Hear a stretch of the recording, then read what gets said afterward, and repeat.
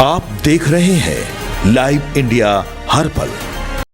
नमस्कार, live India में आपका स्वागत है। मैं सम्राट। प्रधानमंत्री नरेंद्र मोदी ने कहा है कि अब बजट के बाद उसके पूर्ण सक्षमता का लाभ देश को मिले।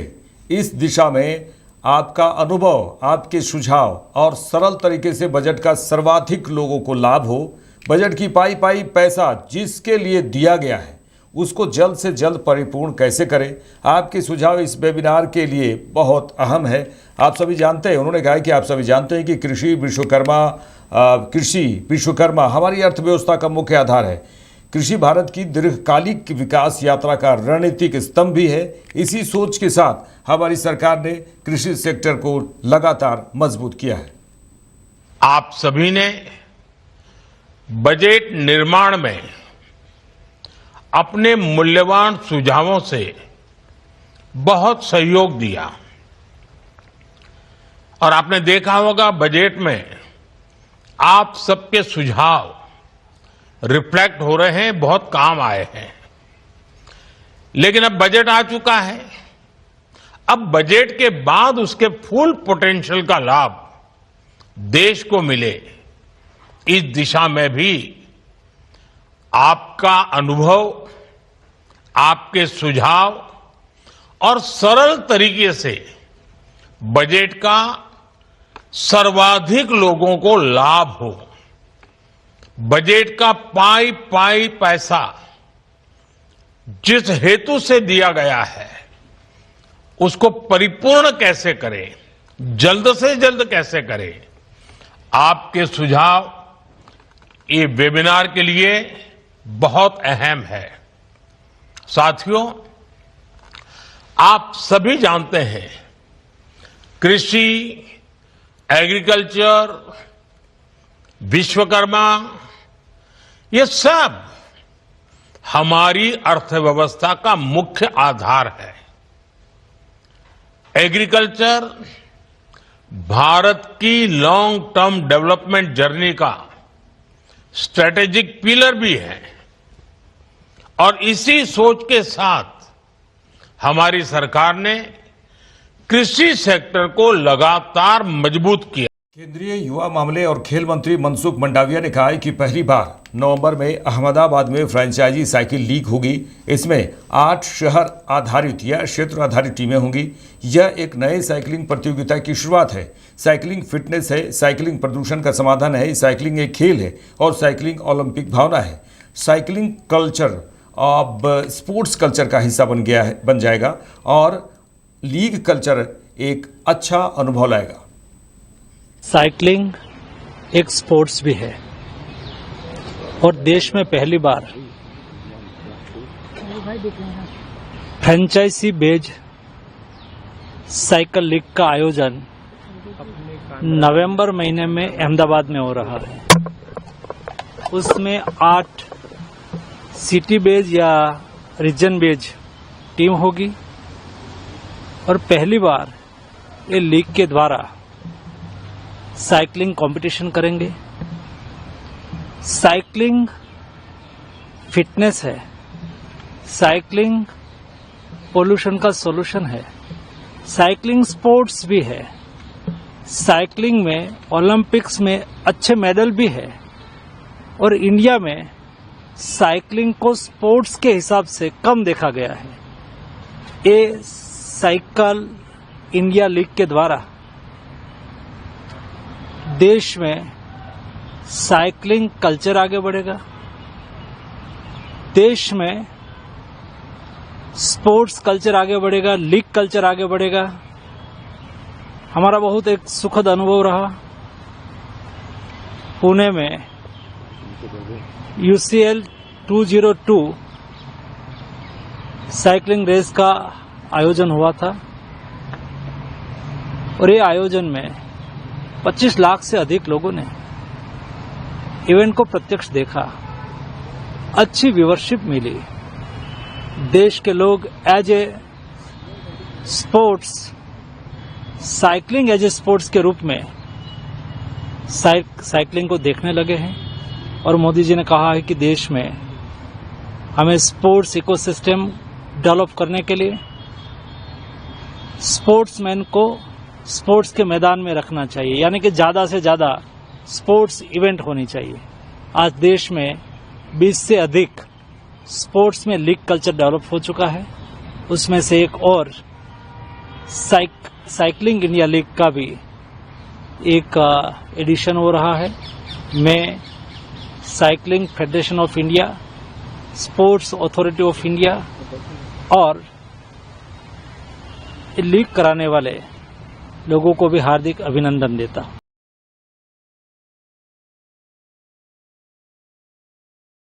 कांग्रेस नेता अधीर रंजन चौधरी ने पश्चिम बंगाल के राज्यपाल सीवी यादव बोस के इस्तीफे पर कहा कि बेहतर होगा कि उनसे इस मामले के बारे में पूछा जाए। उन्होंने कहा कि मुझे लगता है कि शायद बंगाल में उनके खिलाफ कोई फालतू केस किया गया था, इसलिए उन्होंने इस्तीफा दे दिया, या फिर बीजेपी हाईकमान ने उन्हें कहा होगा, जैसे उपराष्ट्रपति जगदीप धनखड़ को बहाने से बाहर किया गया था, उनकी जगह कोई कट्टर राज्यपाल आ सकता है। उनसे यह सवाल पूछा जाए तो बेहतर होगा, क्योंकि उनकी अपना राय क्या है मुझे तो पता नहीं, मैं तो कोई सूद शेयर नहीं हूं ना। लेकिन मुझे लगता है कि एक तो हो सकता है कि बंगाल में उनके खिलाफ फिजूल मामला दर्ज किए गए थे, उसके चलते हो सके कि वो रिजाइन देना पसंद करते हैं, नहीं तो चुपचाप आजकल ज़्यादा राज्यपाल को हम देखते हैं। तो इसलिए बीजेपी की जो आला कमान जिसको कहते हैं, बीजेपी पार्टी को जो नेतागण है, उनको ये लग रहा है कि इससे और कोई काम नहीं बनेगा, तो चलो इनको कहे कि भाई छुट्टी ले लो, ये हो सकता है। जैसे कि उपराष्ट्रपति को धनखड़ जी को मतलब पद से हटाया नहीं, लेकिन उनको बाहर तो किए गए थे ना, कोई बहाना बना के। तो हो सकता है ऐसा कोई बहाना बनाते हुए उनको बदली करना चाहते, उसके बदले में कोई जिसको के किसी कोई ताकतवर और कोई मतलब कट्टर जिसको कहता है कोई राज्यपाल आ सकता है। AIUDF नेता रफीकुल इस्लाम ने कहा है कि बीजेपी ने नीतीश कुमार को राज्यसभा के लिए नामांकन दाखिल कराया। अब नीतीश कुमार दिल्ली जाएंगे, राज्यसभा में बैठेंगे। उन्होंने कहा है कि बीजेपी पर आरोप लगाते हुए कहा कि बीजेपी ने जेडीयू के हाथ से बिहार छीन लिया है, यह बीजेपी का चरित्र है। उन्होंने कहा है कि मुझे लगता है कि अब बिहार में बीजेपी का मुख्यमंत्री होगा। बिहार में बीजेपी ने नीतीश कुमार जी को कल राज्यसभा के लिए नॉमिनेशन पेपर भरवाया। अब नीतीश जी दिल्ली जाएंगे, राज्यसभा में बैठे रहेंगे। अब जेडीयू के हाथ से बिहार छीना, तो ये तो बीजेपी के चरित्र है। बीजेपी जिसके साथ भी जाते हैं कुछ दिनों तक ले चलते हैं, फिर उसको खा जाते हैं उस पार्टी को। और मैं समझता हूँ बीजेपी में ये जेडीयू का वही हाल होगा।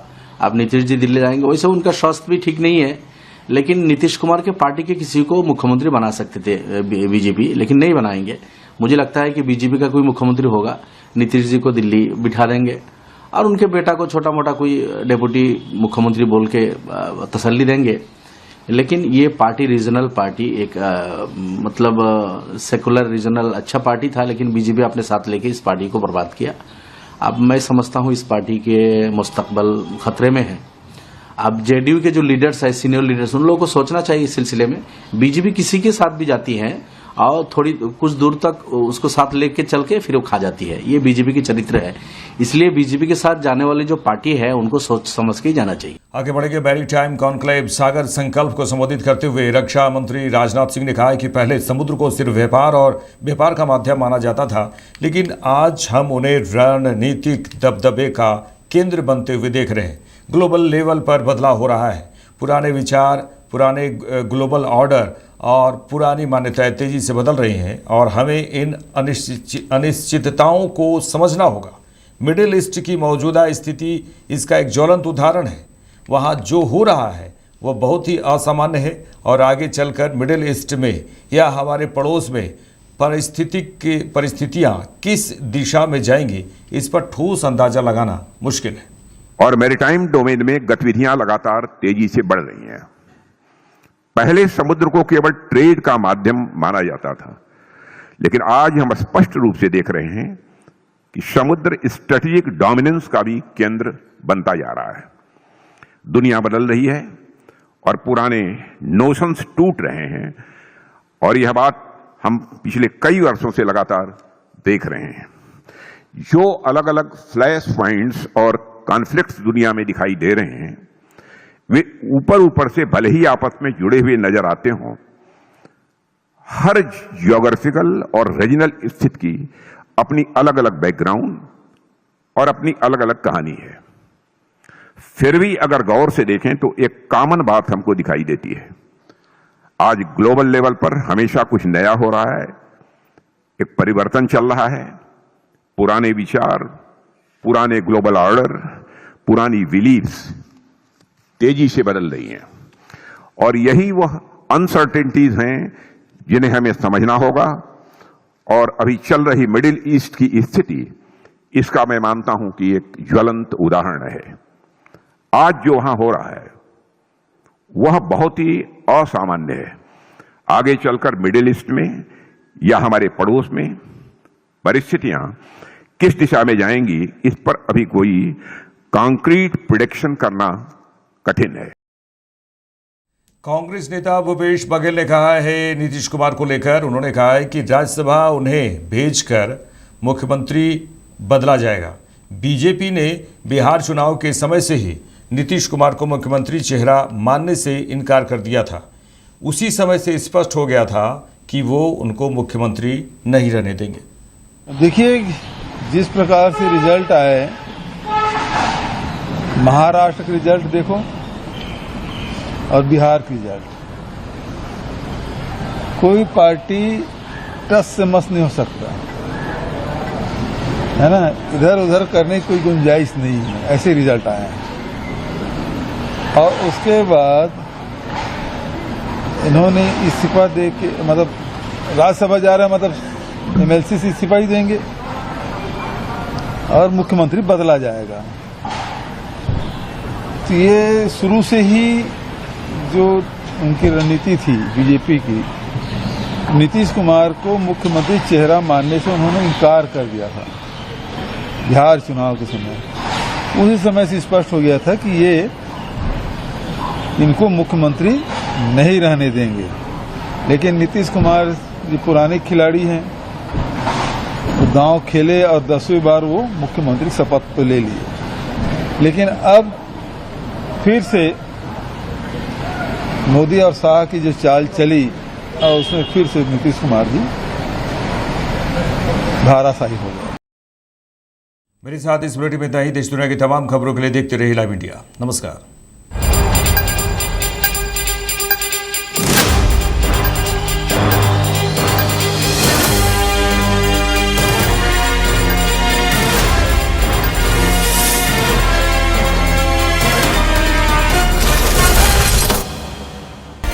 आप देख रहे हैं लाइव इंडिया हर पल।